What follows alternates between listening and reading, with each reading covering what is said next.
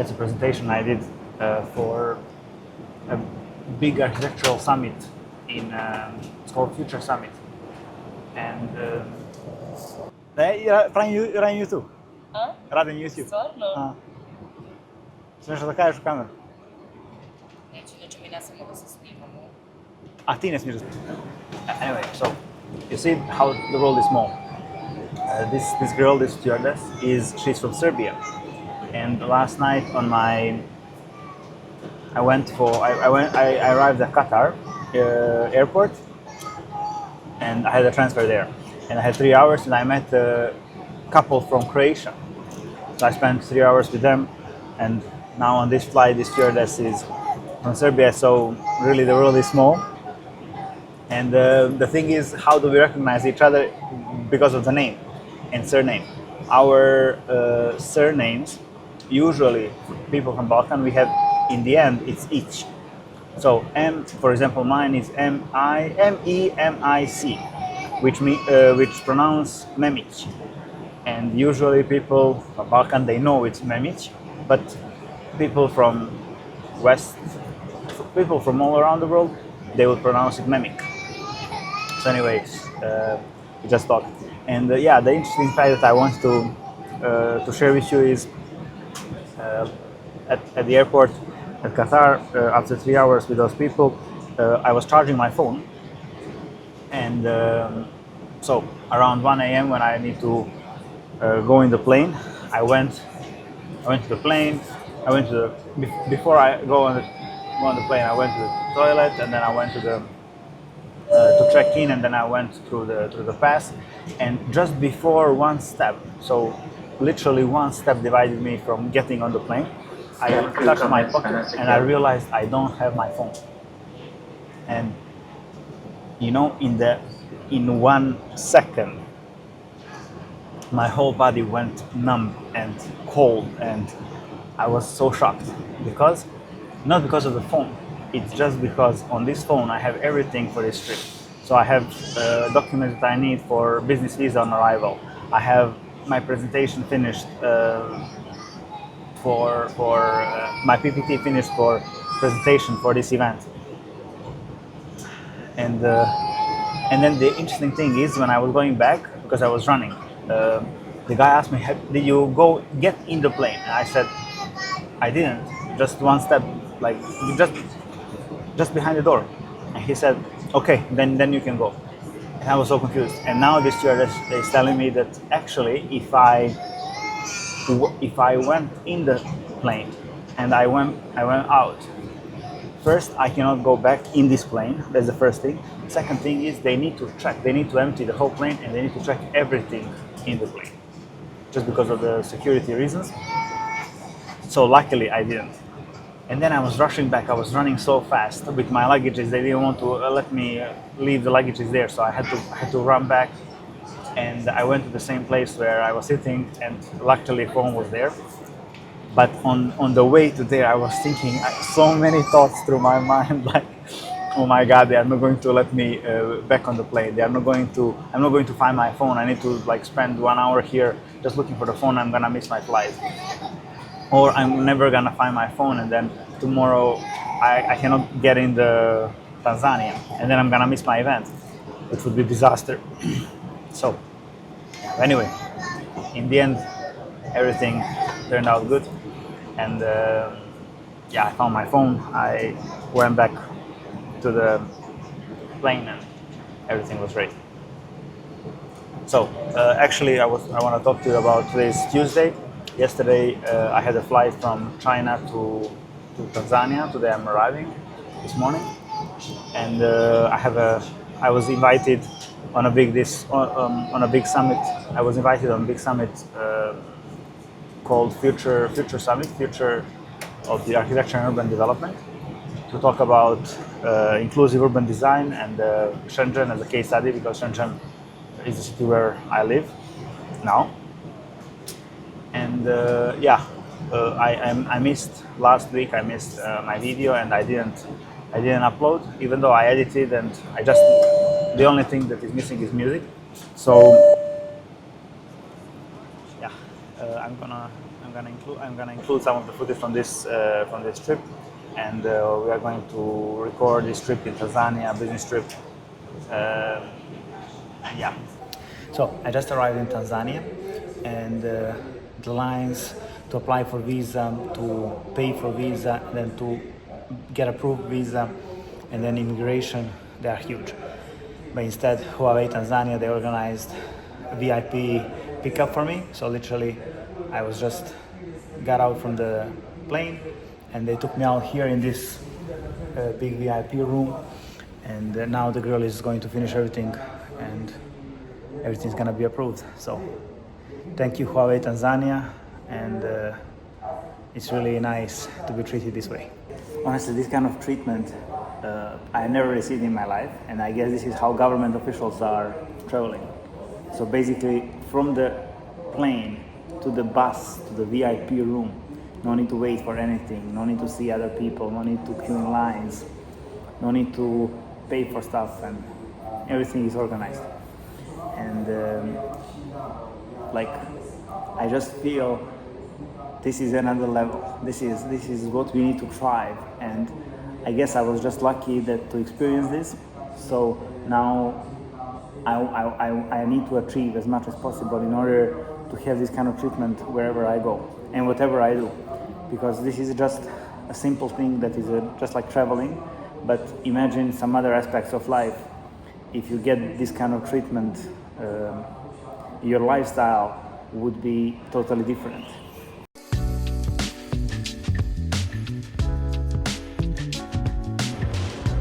So I just arrived here in the venue. Everybody is so welcoming and so friendly. You can see my speaking engagement is in 1 hour, and I'm getting ready to go upstairs and see how it is. It doesn't seem to be many people because today is heavy raining, and yeah. Anyway, let's see how it goes. I'm glad to be here and to make some new friends in Tanzania. Okay guys, I am on an airport in Tanzania, in Dar es Salaam. I've been here for 5-6 days, and all I can say is people here are very nice, and hospitality is on another level, honestly. I was not expecting, but yeah, I think in general I would recommend everyone to come to Africa, to check this part of the world, South Pole, south side of the earth. It's my first time in Africa actually, and they say that Tanzania is one of the most developed. So South Africa obviously, and then Tanzania as well. But yeah, I think everybody should come to see that people can be happy even though they don't have much, and yeah.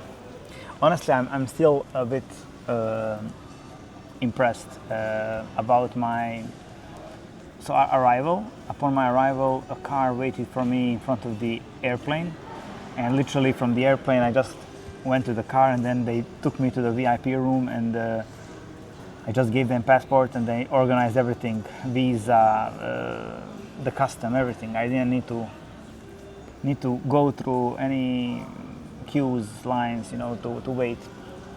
So yeah, I think this is something I first time experienced, honestly, and I was not expecting. But yeah, everything was organized by Huawei Tanzania, and the guy named Phil. This way I want to say hi to Phil and thank you for everything. Yeah, it was a very nice experience here. I was staying in a very nice hotel. I had this summit, Future Ready Summit. I was talking about inclusive urbanism on a case study of Shenzhen, the city where I live. And yeah, all I can say that the same stage, me and President of Finland and the Prime Minister of Tanzania and a lot of government people and a lot of professionals, we shared the same stage, and it was a very good experience, very nice. I felt honored to be there. It was such a privilege, and yeah, and even there everybody were so nice, and people are a bit shy, but still they want to share their knowledge, their thoughts, everything. And yeah, all in all, first time in Africa, great. I can't wait to come back because Gabby is half African. Her dad is from Togo, and we are going to plan a trip to Africa again pretty soon. And yeah, I think my first experience is great. Honestly, I'm still summing up all of the experiences. I'll show you.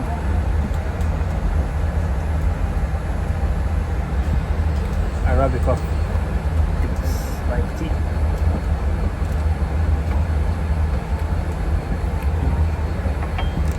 And since everybody knows I'm a sweet tooth, some sort of sweet. Oh, it's great.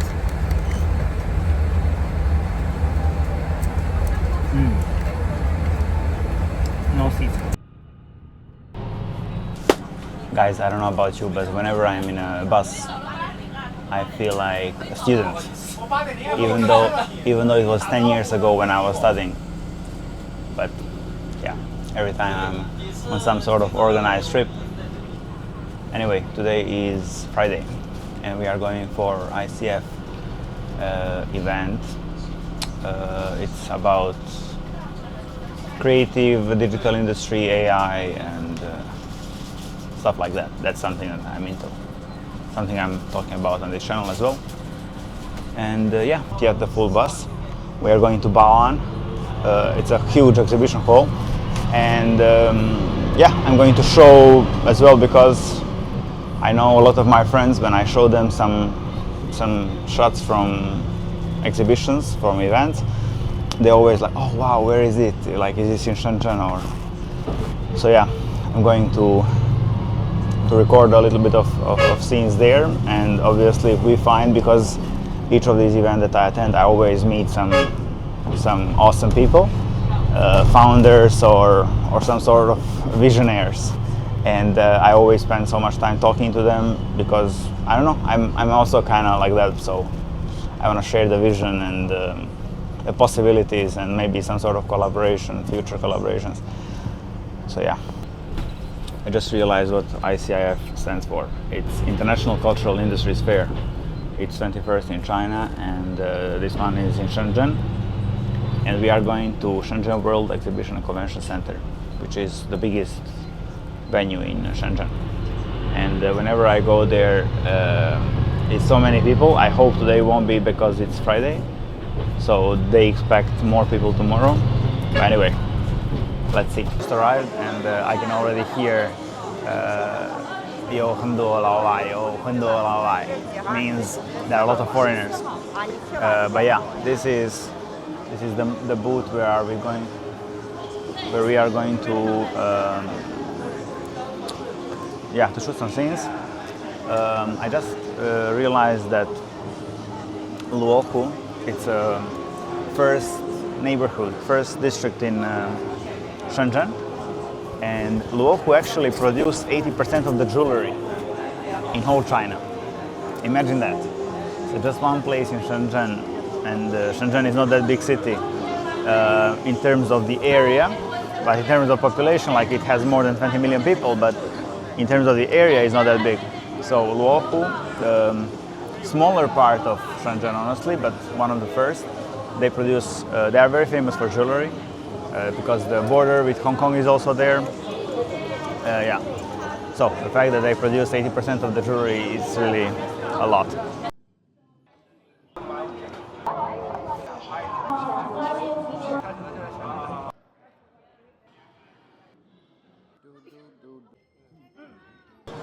This group here of maybe 20 to 30 people, they are actually the foreigner group, but yeah, it's always funny when Chinese people react like, oh, there are so many foreigners. But actually there are only 20 or 30 of us in this venue that can fit like 100,000 people or more. The brother I can relate the most is this brother here. I think he's burning inside. Same for me when I'm a G-bear. That's I think one of the toughest jobs ever. And you won't be able to understand that unless you've been in a suit and 34 degrees outside.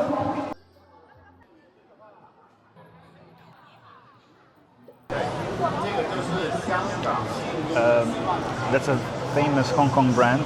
It started in 1913, so more than 110 years, 112 years existence. And this guy there, he just gave me jidansai.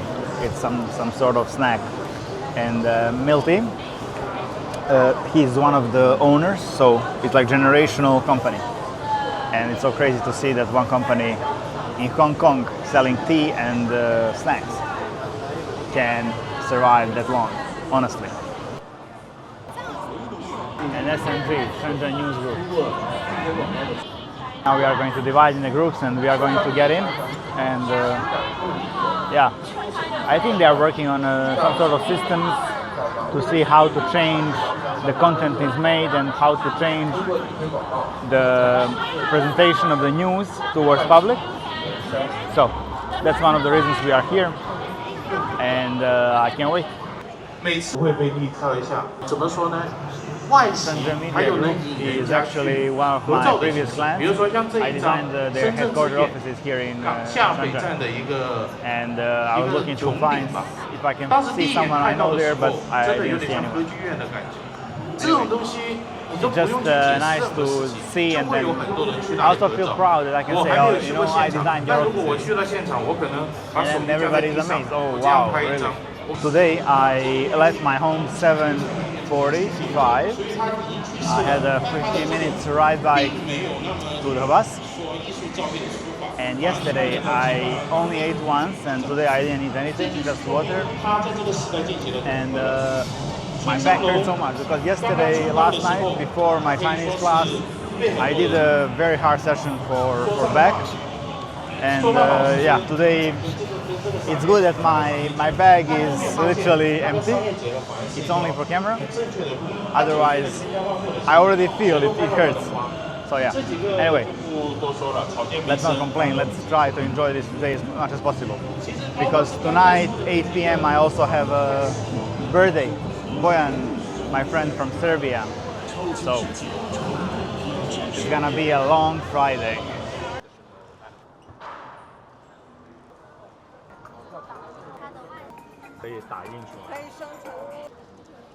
I just had an interesting conversation with one friend here, and she said that we were talking about like why we leave our country. She's coming from Barcelona, which is a very beautiful city. And I'm coming from Montenegro, which is also a very beautiful country. And why did we choose to move out and go to the foreign country and live? And because I feel there is a big gap of ambition, and my country is too small, so you cannot really find people who are ambitious or as ambitious as yourself. She said is she left because people would judge her that she's working too hard, or like for her being too ambitious. It would make an issue for people and to give comments and stuff like that, which I find ridiculous. And I can also relate to that because I also got that throughout my life. But yeah, and then we were talking about like the way we work and stuff, and I say whatever I try to do it the best I can. So if I'm shooting video, I'm trying to make the best video possible. If I'm driving a cab, I'm gonna be the best cab driver in the city or in the country. And she has a similar mentality, which I find very interesting because I cannot really find too many people with similar mentality and to approach work, right? So anyway, it's just something interesting I want to share, and I think there are a lot of people out there who are highly ambitious and trying to do the best work possible, whatever they do. And that's the key to life, I think that's the key to success. Anyway, that's something I want to share.